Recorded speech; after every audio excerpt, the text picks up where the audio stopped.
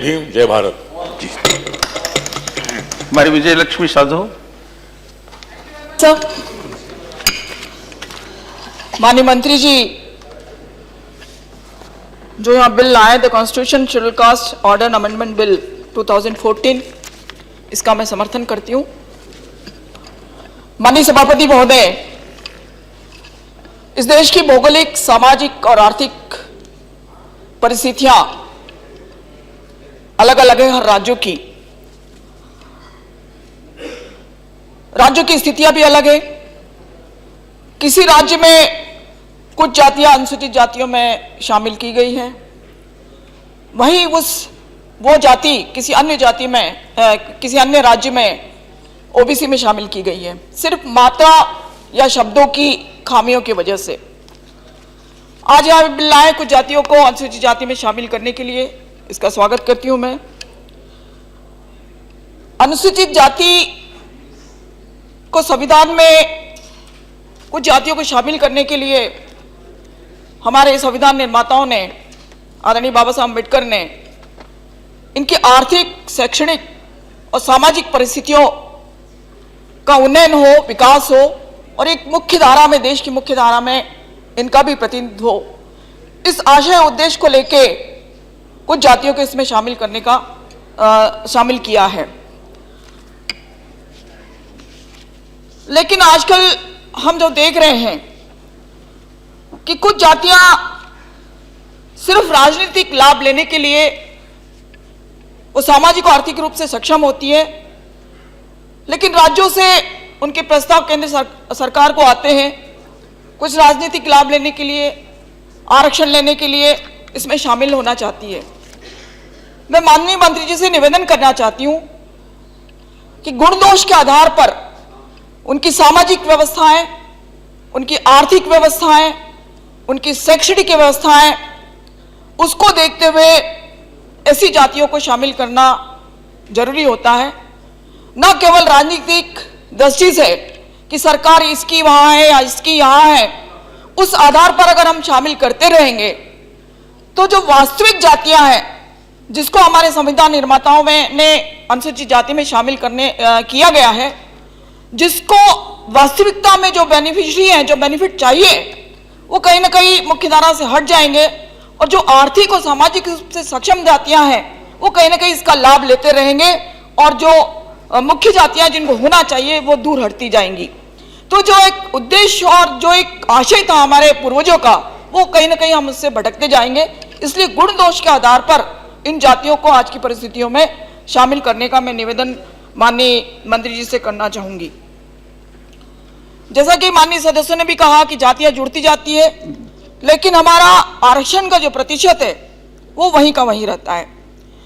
क्योंकि संविधान में व्यवस्था है कि राज्यों की जनसंख्या के आधार पर आरक्षण की व्यवस्थाएं लागू की गई हैं, लेकिन हम इस तरह से जातियां आप जोड़ते जाएंगे और आरक्षण वहीं का वहीं रहेगा, तो उससे हमें कहीं ना कहीं नौकरियों में या शिक्षा के स्तर पर वहां पर कमियां महसूस होगी और उसका जो पूर्ति होना चाहिए वो पूर्ति सही तरीके से नहीं हो पाएगी।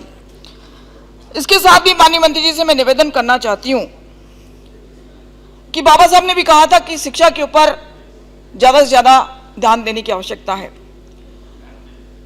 जब जातियां या व्यक्ति शिक्षित होगा तो ऑटोमेटिकली वो सामाजिक रूप से सक्षम होगा और समाज के अंदर उसकी पहुंच बढ़ती जाएगी। आज जो देश के अंदर शिक्षा की जो गतिविधियां चल रही हैं या जो शिक्षा का स्तर जिस तरह से घटता जा रहा है, अगर मैं ये कहूं कि जितने भी गवर्नमेंट के स्कूल हैं वो सिर्फ और सिर्फ आरक्षण की कैटेगरी के लोगों के लिए ही आज चल रहे हैं। अन्य जो लोग हैं, बड़े लोग हैं या जो ओबीसी भी हैं या जो दूसरे लोग हैं, वो अपने बच्चों को अच्छी शिक्षा देने के लिए प्राइवेट स्कूलों में ज़्यादा से ज़्यादा भर्ती करते जा रहे हैं और जो गवर्नमेंट के स्कूल हैं वो सिर्फ अनुसूचित जाति और जनजाति के लोगों तक ही सीमित रह गए। उसका मुख्य कारण यह है कि वहाँ पर जो मूलभूत सुविधाएं होनी चाहिए, जो स्कूलों के अंदर जो व्यवस्थाएं होनी चाहिए जिससे अच्छी क्वालिटी शिक्षा बच्चों को मिले, वो आज नहीं मिल पा रही है। कहीं तो आपके प्राथमिक स्कूल और मिडिल स्कूल सिंगल टीचर चलाता है, 200-300 बच्चे होते हैं, एक एक टीचर पूरी स्कूल को चलाता है और आप जानते हैं कि वहां पर कितनी सारी गतिविधियां टीचरों से करवाते हैं, उनको निर्वाचन की प्रक्रिया में भी शामिल करते हैं, उनको जनगणना में भी शामिल करते हैं। तो या तो वो बच्चों को पढ़ाए या वो अन्य गतिविधियों में शामिल रहे। तो इससे जो एक शिक्षा का स्तर वहां पर होना चाहिए वो नहीं के बराबर है। और जहां तक हम जैसे देखते हैं कि नौकरियों के अंदर जब आरक्षण के माध्यम से इस कैटेगरी के बच्चे जब जाते हैं तो कई बार ये कहा जाता है कि सुटेबल कैंडिडेट नहीं मिले इसलिए ये भर्ती की नहीं की जाती। उसका मुख्य उद्देश्य ये है कि कहीं ना कहीं हम अच्छी क्वालिटी गुणवत्ता उसको नहीं दे पा रहे शिक्षा के क्षेत्र में, इसलिए ये खामियां आगे भी हमें उठानी पड़ रही है। इसके साथ ही मैं एक और ध्यान आपका आकर्षित करना चाहूंगी कि प्रोफेशनल कॉलेजेस में इस कम्युनिटी के बच्चे एडमिशन लेते हैं, चाहे वो मेडिकल हो, इंजीनियरिंग हो या अन्य प्रोफेशनल कॉलेज हो, समय पर स्कॉलरशिप नहीं मिलने के कारण उनको कॉलेज छोड़ना पड़ता है और इससे वो उनकी सामाजिक और आर्थिक स्थिति में कहीं ना कहीं खामियां हो जाती है। स्पेशल कंपोनेंट प्रोग्राम के बारे में कई माननीय सदस्य ने यह मामला उठाया। इसमें मैं कहना चाहती हूं ये बात सही है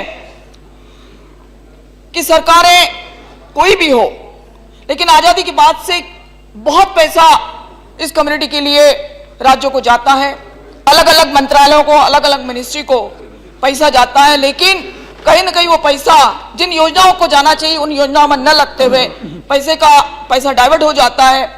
जैसे मैं अगर अपने मध्य प्रदेश की बात करूं, उस वक्त मैं भी वहां मंत्री थी और मैंने जब रिव्यू किया तो वहां पता चला कि जैसे एग्रीकल्चर विभाग को अगर कृषि विभाग को पैसा गया तो बजाय छोटे किसानों को छोटे छोटे उसकी फसलों को बढ़ावा देने के लिए या उसको खेती करने के लिए पैसा ना जाते हुए कहा जा रहा है एग्रीकल्चर यूनिवर्सिटी में टीचर्स को तनख्वाह देने के लिए, अंगूर की खेती के लिए जा रहा है। अब 2 बीघा का किसान जो बड़े बड़े एकड़ वाले जहां पर 50 एकड़ का किसान है वो भी अंगूर की खेती आज के जमाने में नहीं कर सकता, तो 2 और 3 बीघा वाला किसान कहां से अंगूर की खेती करेगा। इस तरह की योजनाएं जो 50 साल पहले से चली आ रही है वो आज भी वही की वही है। कहीं ना कहीं इसमें भी रिव्यू करने की आवश्यकता है ताकि बेनिफिशियरी को सही मायने में बेनिफिट मिल सके। 2005 से 2009 तक यूपीए गवर्नमेंट ने लो कास्ट सैनिटेशन के लिए 400 करोड़ रुपया दिया था, लेकिन सिर्फ 20% ही वो रुपया खर्च हो पाया।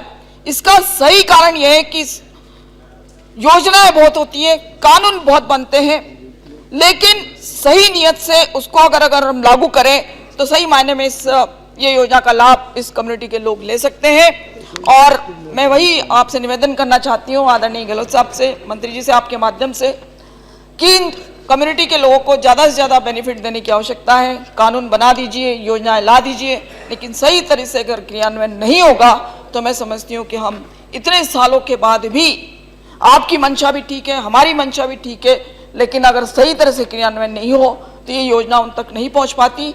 इसलिए आवश्यकता इस बात की है कि हमें सही रूप से इन लोगों की सामाजिक और आर्थिक स्थिति को मजबूत करने की आज आवश्यकता है। मुझे आपने समय दिया, बहुत बहुत धन्यवाद। Thank you.